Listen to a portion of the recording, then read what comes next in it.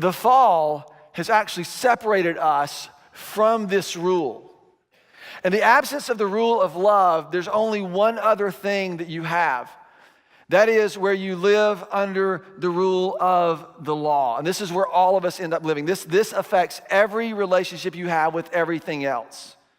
This is all we have, and we do this in a million ways. We do this even in our approach to God. We still do this. I'm going to talk more about this in a minute, but this is the problem. What we don't realize is that we have been fundamentally separated from a way of rule and reign that we were intended and designed to live within. This right here is really the big idea, and most of us, especially if you've grown up in the church or even remotely influenced by the church, we don't think of sin this way, and therefore we sort of lessen the catastrophe or the catastrophic effects of it. That sin has broken every relationship that you have with everything else. It has broken your relationship with other people. It has broken your relationship with the world around you. It has broken your relationship with the way you pursue work, the way you pursue money, the way you pursue education, the way we perceive sex and sexuality. It's broken every relationship with everything.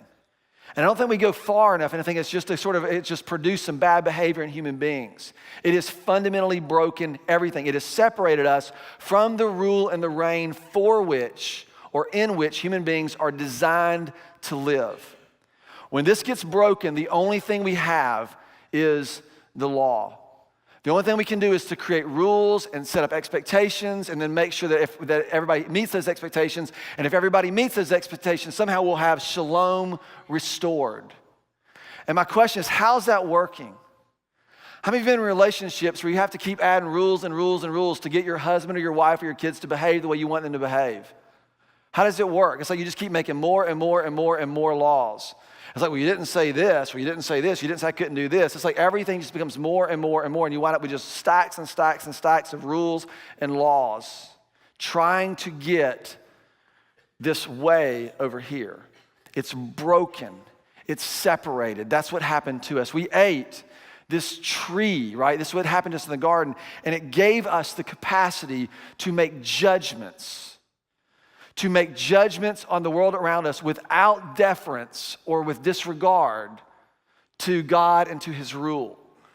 The reason this is important because most people still think that sin is first and foremost a behavioral problem. What I'm telling you, it is first and foremost an authority problem.